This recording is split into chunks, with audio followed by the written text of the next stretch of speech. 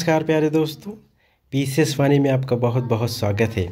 जैसा कि दोस्तों आपको पता है, आगामी टीएचडी, पीएचडी एवं असिस्टेंट प्रोफेसर की परीक्षाएं होने वाली हैं, जिसके मद्देनज़र हमने राजनीतिक विज्ञान की सीरीज़ शुरू की है।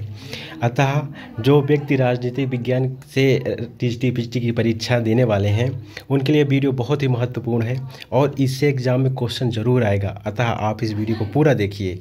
शुरू करते हैं आज का सेशन। प्लूटो की रिपब्लिक में न्याय निहित है जीवन में अपने कर्तव्यों को करने में।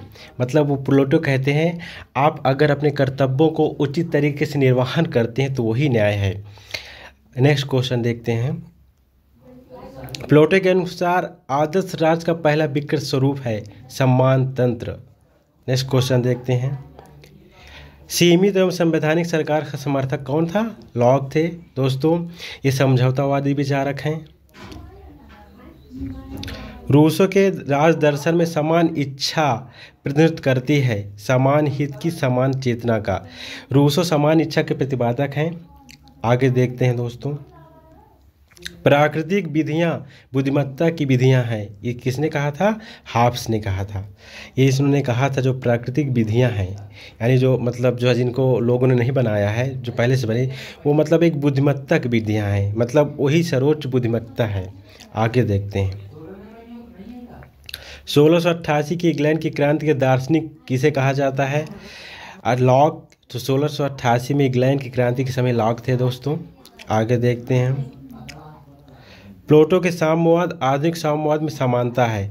दोनों व्यक्तियों की तुलना में राज्य समाज को अधिक महत्व देते हैं। मतलब जो है जो प्लूटो का साम्यवाद है और जो आधुनिक साम्यवाद है, यानी रूसो अरस्तु का, तो इनमें दोनों में क्या है दोस्तों? राज्य एवं समाज को अधिक महत्व देते हैं अपने साम्यवाद में। आगे देखते हैं दोस्तों। किसे लोकतंत्र एवं तानाशाही दोनों का दार्शनिक माना जाता है? तो रूसो हैं। ये लोकतंत्र के प्रतिपादक भी हैं और तानाशाही दोनों की बात करते हैं दोस्तों। आगे देखते हैं। राज ओक या चट्टान से नहीं बल्कि उसमें निवास करने वाले चरित्र से उत्पन्न होता है। तो ये प्लूटो, ये कथन किसने कहा था? प्लूटो ने कहा था। उन्होंने कहा था राज ओक या चट्टान से नहीं बल्कि उसमें निवास करने वाले लोगों के चरित्र से उत्पन्न होता है। आगे देखते हैं। कार विशेषीकरण सिद्धांत किसने प्रतिपादित किया था? प्लेटो ने किया था दोस्तों। कार विशेषी, कार को प्राथमिकता देते हैं दोस्तों, कर्तव्यों को। आगे देखते हैं। राजा को प्रजा पर शासन करने का असीमित अधिकार है। ये कथन किसका दोस्तों? हाब्स का। हाब्स ने कहा था राजा को प्रजा पर असीमित शासन कर सकता है। ये राज्य को निरंकुश राजतंत्र के संस्थापक है दोस्तों। राज को निरंकुश मानते हैं। आगे देखते हैं। राज्य के स्वरूप को लेकर मूर्ख विवाद करते हैं। जो सुशासन करती वही सरकार सर्वोत्तम होती है। पोप ने कहा था ऐसा। फ्रांस के दार्शनिक पोप थे दोस्तों, इन्होंने कहा था। आगे देखते हैं। मानवीय क्रियाकलापों को आत्म संबंधी एवं अन्य संबंधी के रूप में किसने वर्गीकृत किया था? तो जीएस मिल ने कहा था। उन्होंने कहा था आत्म संबंधी स्वयं परक, मतलब इन्होंने स्वयं परक और जो है परक कार्य में विभाजित किया था। मान लो जीएस मिल, ये दोस्तों व्यक्तिवादी विचारक हैं। आगे देखते हैं। किसने प्लूटो पर प्रथम फांसीवादी होने का दोषारोपण लगाया? तो कार्ल पापर नाम के एक विद्वान थे। इन्होंने प्लूटो को मतलब फांसीवादी का समर्थक बताया था, प्रथम फांसीवादी। क्योंकि दोस्तों ये राज को प्राथमिकता देते हैं ज़्यादा, व्यक्ति की स्वतंत्रता से ज़्यादा राज को प्राथमिकता देते हैं प्लेटो। आगे देखते हैं। किसने दर्शन को सर्वोच्च संगीत माना है? तो पाइथागोरस ने दर्शन को, जो दर्शन है दोस्तों, उसको सर्वोच्च संगीत कहा है इन्होंने। आगे देखते हैं। प्राकृतिक कानून दोस्तों आगे है। प्राकृतिक कानून एवं नागरिक कानून दोनों एक दूसरे में निहित हैं। लॉक ने कहा था जो प्राकृतिक कानून है, नागरिक कानून दोनों को एक दूसरे में निहित इन्होंने माना था। नेक्स्ट क्वेश्चन है। यह मध्ययुगीन नहीं रहा बिना आधुनिक बने। इस कथन का संबंध किसे? के बारे में कहा गया है ये मध्ययुगीन नहीं रहा बिना आधुनिक बने।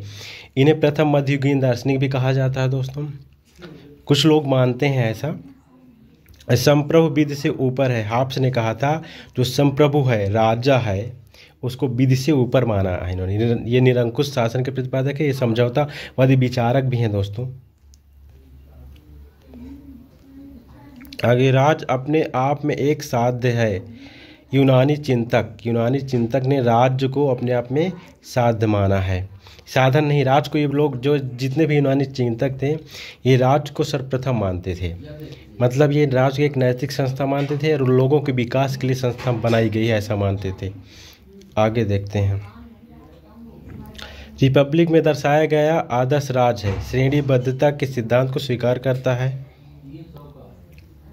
आगे देखते हैं। अंतः प्रकृति का कानून उचित तर्क का आदेश है, जो अंतः प्रकृति का कानून है उचित तर्क का आदेश है, हाब्स ने कहा था। अंतः प्रकृति। आगे देखते हैं। कौन सा विचारक प्लेटो को मुक्त समाज का शत्रु मानता है? Karl Popper. ये मुक्त समाज का शत्रु है, कार्ल पॉपर ने प्लेटो को कहा था। ये क्वेश्चन बहुत बार पूछा गया है। आगे देखते हैं। प्लेटो ने मुख्य रूप से सोफिस्ट की आलोचना की है, जो सोफिस्ट विचारक थे दोस्तों, प्लेटो ने उनकी बहुत आलोचना की है। आगे देखते हैं। हाब्स को व्यक्तिवादी, जो हाब्स थे उनको व्यक्तिवादी कहा गया क्योंकि वह समझता है कि बौद्धिक आत्मरक्षा समझौता चाहती है, यानी जो बौद्धिक है यानी बुद्धिमत्ता है वो आत्मरक्षा की समझौता चाहती है, इसलिए लोग समझौता करते हैं। आगे देखते हैं। हाब्स की पुस्तक लेवियाथन को किसने जलाया था? क्लेरेंडन नामक एक व्यक्ति थे, इन्होंने हाब्स की जो पुस्तक थी लेवियाथन इसको जला दिया था। रूसो ने नारा दिया प्रकृति की ओर लौटो। रूसो ने कहा था कि जो समाज है वो व्यक्ति को खराब करता है, यानी मतलब जो है जो सामाजिक संस्थाएं हैं वो व्यक्ति के मतलब जो व्यक्ति का बुराइयां पैदा करती हैं। सामाजिक संस्था, व्यक्ति जन्म से बुरा नहीं होता, समाज में आकर वो बुरा हो जाता, ऐसा मानना रूसो का है। आगे देखते हैं। सरकार के उचित कार्य क्षेत्र का एक सामान्य सिद्धांत होना असंभव है, किसने कहा था? अरिस्टोनी। अरिस्टोनी स्वतंत्रवादी विचारक थे दोस्तों, तो इन्होंने कहा, स्वतंत्रता को प्राथमिकता देते हैं दोस्तों, तो इन्होंने कहा था सरकार के उचित कार्य क्षेत्र का एक समान सिद्धांत होना असंभव है। आगे देखते हैं। लाक के अनुसार जनता को परिवर्तन करने का अधिकार है। लाक ने कहा था कि जनता परिवर्तन करना मतलब जनता सरकार में परिवर्तन कर सकती है, किसी भी सरकार को यदि वह समझौते के अंदर अपने कर्तव्य का पालन नहीं करती। मतलब कोई सरकार जो समझौता होता है अगर उसके अनुसार कार्य नहीं करती है तो जनता है वो सरकार को बदल सकती है। ये सीमित सरकार के प्रतिपादक हैं। आगे देखते हैं। संवैधानिक सरकार के भी प्रतिपादक हैं दोस्तों। आगे देखते हैं। राजनीति विचार का आरंभ करता था अरस्तु। जो राजनीति विज्ञान के जनक कौन थे? अरस्तु को भी राजनीति विज्ञान का जनक कहा जाता है। आगे देखते हैं। गांधी जी के लिए ट्रस्टीशिप थी से अभिप्राय है संपत्ति का व्यक्तिगत स्वामित्व किंतु इसका सामाजिक उपयोग हो। उन्होंने कहा था संपत्ति तो आप रख सकते हैं, आप उसके स्वामी हो सकते हैं, लेकिन इसका उपयोग सामाजिक मतलब जो है करिए, समाज के लिए इसका उपयोग करिए, कि समाज की भलाई के लिए। आगे है। यह निरंकुशता के सभी रूपों का भयंकर मित्र है। वह जैकोबिन और सीजर के अधिनायकवाद का जनक है तथा कांट एवं हीगल के निरंकुशतावादी सिद्धांतों का प्रेरक है। ऐसा कौन है? रूसो। रूसो के बारे में डुगवी नाम के व्यक्ति ने ऐसा कहा था। मतलब रूसो को इन्होंने कहा था जैकोबिन, यानी मतलब ये फ्रांस के हैं। जैकोबिन फ्रांस में एक वो बनाई गई संस्था थी। सीजर को तो जानते होंगे दोस्तों, ये मतलब जो अराजकतावादी विचारक था। और कांट और हेगल ये जो आदर्शवादी विचारक हैं। निरंकुशतावादी सिद्धांत, इन्होंने निरंकुशतावाद को बढ़ावा दिया था। तो ये कहते हैं इन सारों को मिला करके रूसो सबका प्रेरक है, डुगवी ने कहा था। इस प्रकार प्रारंभ में सारा संसार अमेरिका था, लाक ने कहा था, क्योंकि उस समय अमेरिका का बोलबाला था, इसीलिए उन्होंने कहा था अमेरिका को, मतलब जो है क्या, प्रारंभ में सारा संसार अमेरिका था। आगे देखते हैं। अरस्तु के अनुसार शासक के लिए कौन सा विशिष्ट गुण है? इन्होंने साहस को सबसे, मतलब जो साहस है ये शासक के लिए बहुत ही महत्वपूर्ण गुण होता है। आगे देखते हैं।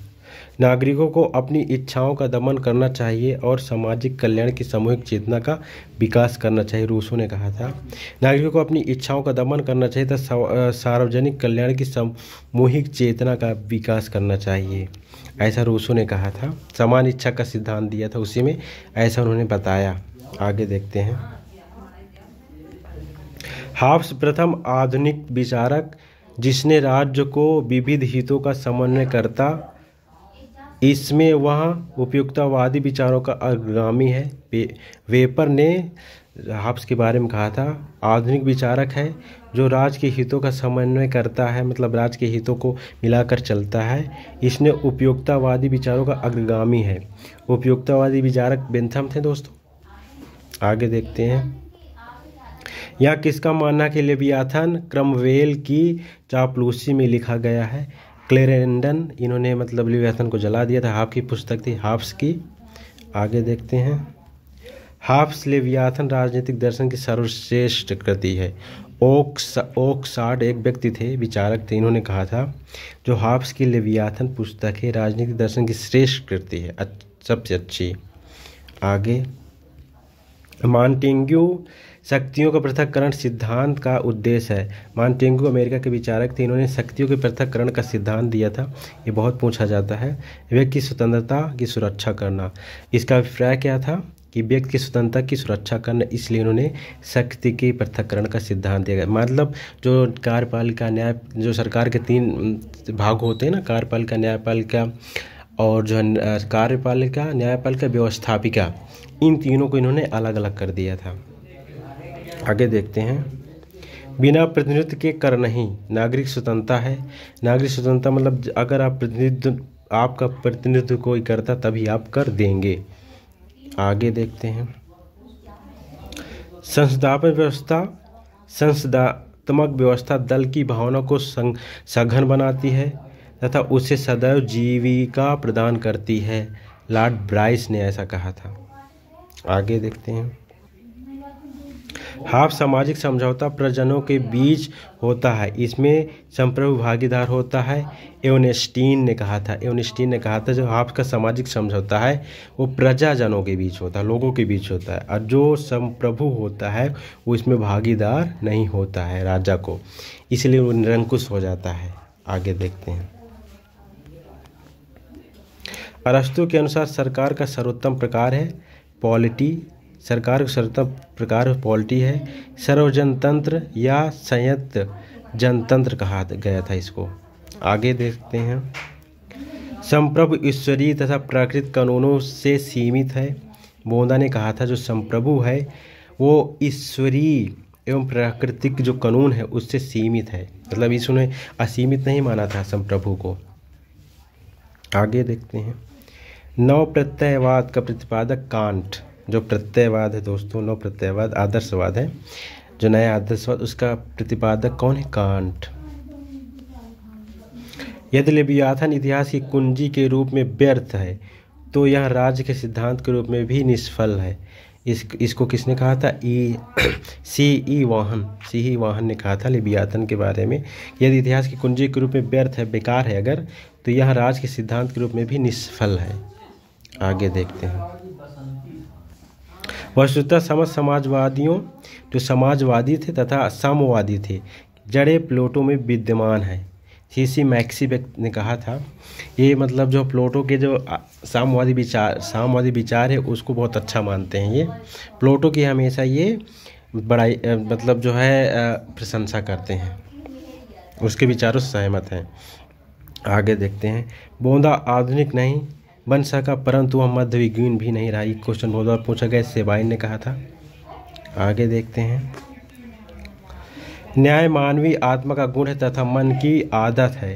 प्लेटो ने कहा था न्याय जो है मानवीय आत्मा का गुण है, न्याय जरूर होता है दोस्तों, इसने कहा था। अधिकार का आदर्शवादी सिद्धांत अधिक महत्व देता है आंतरिक विकास को। अधिकार जो होता है उसका आदर्शवादी सिद्धांत किसको महत्व देता है? आंतरिक विकास, आदर्शवादी सिद्धांत जो है। आगे देखते हैं, संपत्ति इच्छा पूर्ति के लिए आवश्यक है, कांट ने कहा था। इन्होंने संपत्ति को इच्छा पूर्ति के लिए केवल माना है दोस्तों। गांधी दर्शन में साम्यवाद का विकल्प है न्याय सर्वोदय। क्या है दोस्तों? सर्वोदय, मतलब सभी का विकास।